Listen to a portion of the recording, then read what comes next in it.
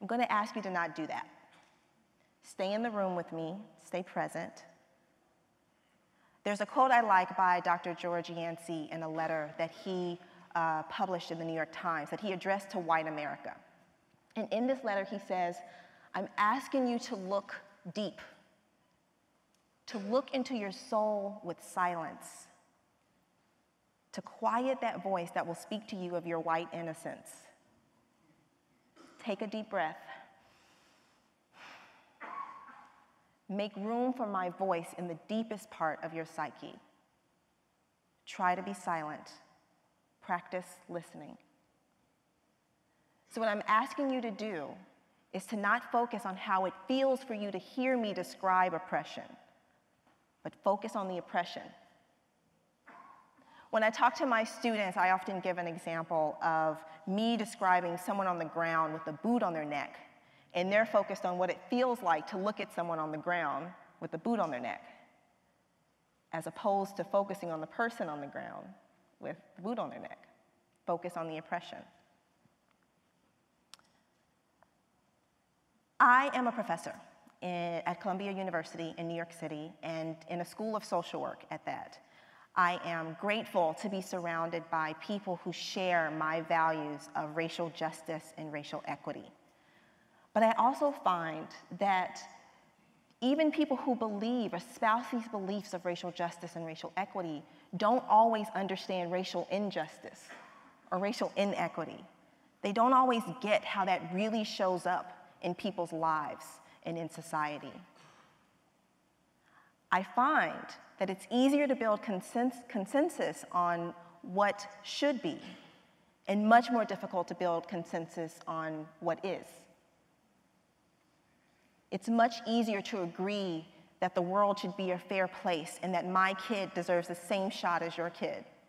And it's much more difficult to get on the same page about barriers that show up that prevent us from living in that reality. In our Change project, we're exploring the ways to use virtual reality to bridge this gap in understanding. We're asking the question, can we immerse people in a virtual experience of racism that helps them to better understand the complexities of the realities of racism? We are using quantitative and qualitative data that demonstrates that there are racial differences in how kids are disciplined in their classroom, hiring practices, policing. Demonstrated in empirical data the ways in which racism shows up in people's lives in multiple spaces across the life course. In collaboration with Jeremy Bailenson of the Virtual Human Interaction Lab at Stanford University and my team, the Cogburn Research Group, and the Brown Institute of Media Innovation, it's a lot of people, at Columbia University, we are asking you to step into the life or the virtual shoes of Michael Sterling. We're asking you to think about the ways that you can embody an experience that's not your own. We know that we can help you, through a virtual avatar, feel and experience what your virtual avatar is feeling and experiencing.